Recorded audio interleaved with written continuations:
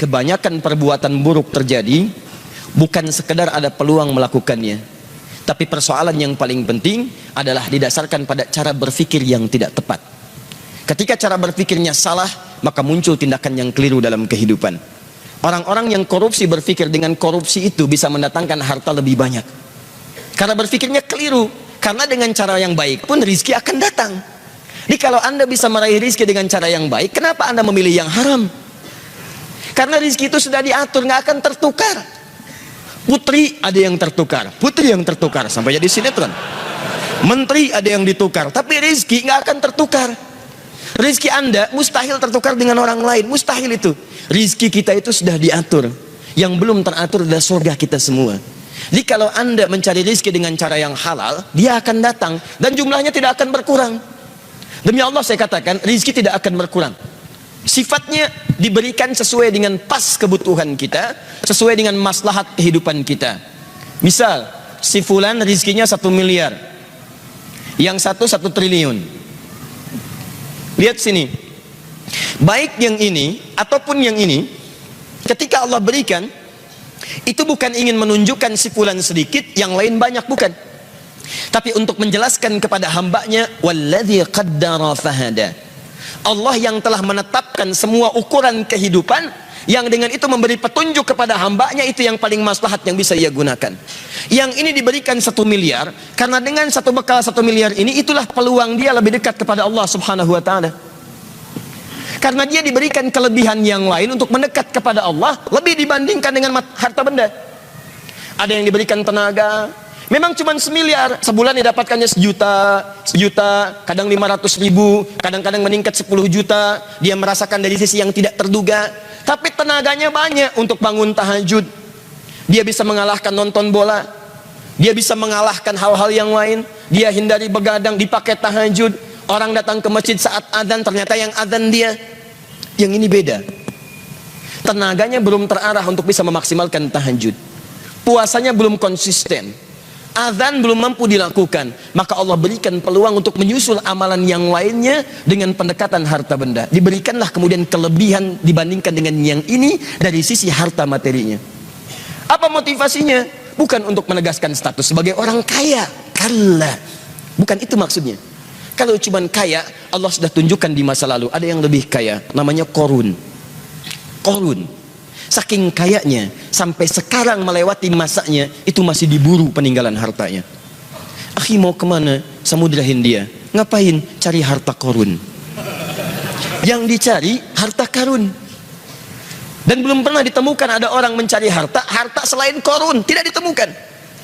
Tapi Qorun salah jalan. Dia gunakan hartanya hanya untuk sekedar berbangga, dan diabadikan kisah itu dalam Al-Quran, bukan untuk menjadi kisah yang kemudian banyak dikenang dan disampaikan atau bahkan didongengkan. Allah ingin memberikan gambaran bahwa sudah pernah terjadi orang kaya sombong dan hasilnya mengecewakan. Quran surah ke-28 ayat 76 sampai dengan 77-nya.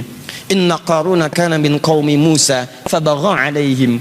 Qarun itu hidup di zamannya Musa, maka dia sombong dengan anugerah Allah. Bagha ala itu sombong dengan harta. Kalau togha itu sombong dengan kedudukan. Makanya ketika Fir'aun sombong disebut togha. Idhab ila fir'auna innahu togha, bukan bagha. Tapi Qarun disebut bagha.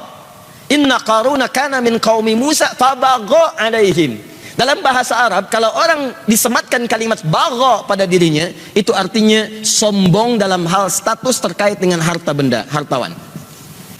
Kalau tagha itu sombong dengan kedudukan. Alhamdulillah. Uniknya, dua-duanya hidup di masa yang sama. Penguasa zalim berpartner dengan pengusaha gelap. Jadi, dan hikmahnya selalu begitu. Awas, tapi yang paling menarik, dia sombong. Apa yang disombongkan? Wa inna mafatihahu latanu bil usbah. Sungguh kunci-kunci brankasnya saja. Brankas dia punya gudang. Antum sekarang brankas paling segini, brankas dia gudang. Kuncinya saja itu dipikul oleh bodyguardnya, betapa sulit dan beratnya. Jadi kalau dia jalan kemana-mana, yang dibawa itu cuma kunci brankasnya, di belakang ada bodyguard, ngangkat, dan dia tunjukkan pada orang, ini saya nih, ini kunci brankas saya. Masya Allah, mau nyuri, nyuri aja. Ini aja ngambil kuncinya berat. Qarun. Jalan seperti itu. Saya tanya pada Anda ya, kalau Anda punya brankas satu, kuncinya akan Anda publikasikan atau Anda sembunyikan? Saya belum pernah temukan ada orang beli brankas satu, kemudian dia kuncinya dipublish. Ceklik, kunci brankas saya. Cari masalah. Cari masalah. Jadi kalau Anda belum pernah sekaya Korun, nggak usah ikutan sombong. Tidak usah ikutan sombong. Anda telat. Telat, terlambat, kesiangan, kepagian, kemalaman, dan keterlaluan. Karena apa yang Anda sombongkan lebih kecil dibandingkan apa yang dimiliki Korun yang Allah titipkan kepadanya. Jadi kalau harta Anda nggak seberapa dibandingkan Korun, nggak usah ikutan sombong. Anda ketinggalan. Kalau ada orang kaya lewat ITB sombong, berdiri di depan Anda, sampaikan, maaf Pak, Bapak telat. Selesai. Udah. Dihancurkan oleh Allah, fakhasafna, kami tenggelamkan semuanya dengan harta-hartanya. Tapi kemudian turun kaidah, wabtaghi fima atakallahu daral akhirah wa la tansa nasibaka minad dunya.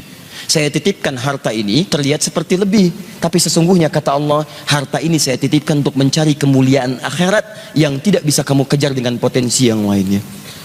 Jadi Anda pulang ke rumah, coba lihat titipan mana yang Allah titipkan kepada kita secara dominan.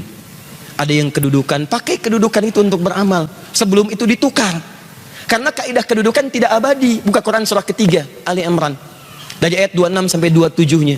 Qulillahumma malikal mulki tu'til mulka man tasha wa tanzi'u mulka mimman tasha. Anda yang sekarang misalnya jadi rektor, ada yang misalnya bupati, wali kota, macam-macam. Sepanjang melekat kedudukan itu titipan. Supaya Anda bisa beramal dengan kedudukan itu. Sebab itu peluang, kalau sudah nggak ada lagi, peluang itu terhapus dari diri Anda. Mumpung Anda misalnya direktor nih, misal buat sebuah misalnya ketetapan, tanda tangan bagi mahasiswa, para dosen, ya, ketika masuk waktu sholat diutamakan bagi siswa yang muslim, dosennya misalnya, ayo maksimalkan sholat berjamaah di masjid. Anda tuliskan, bubuhkan tanda tangan. Begitu ada orang-orang yang ke masjid karena melihat surat dengan tanda tangan Anda, setiap orang yang ke masjid Anda mendapatkan bagian pahalanya. Dan saya katakan kepada Anda, orang ke masjid itu bukan cuma sholat. Datang, dia berdoa. Sholat 2 rakaat ada pahalanya. Duduk i'tikaf ada pahalanya. Baca Al-Quran setiap hurufnya ada pahalanya. Dan ketika dia berangkat karena tanda tangan Anda, karena informasi dari Anda, maka berapa pahala yang Anda dapatkan dalam kehidupan di muka bumi. Jabatan selesai. Begitu selesai, Anda pensiun, selesai. Tapi ada yang abadi yang ketika Anda bawa ke hadapan Allah, itu yang Anda banggakan di hadapan Allah Subhanahu wa ta'ala. Maka teman-teman sekalian, kembali ke sini, segala yang Allah titipkan hakikatnya untuk mendekatkan diri kita dengan Allah Subhanahu wa ta'ala. Dalam konteks ini kita diminta oleh Al-Quran untuk saling membantu dalam kebaikan dan menghindarkan sifat iri hati yang membuat kita sulit untuk menjalin ukhuwah terbaik dengan sesama kita.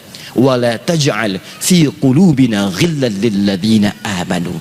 Nah, di antara cara untuk merekatkan ukhuwah satu dengan yang lainnya, maka Allah Subhanahu wa ta'ala menurunkan ayat-ayat, Nabi menyampaikan keterangan-keterangan hadis yang saking pentingnya ayat dan hadis ini, para ulama memberikan porsi pembahasan tersendiri.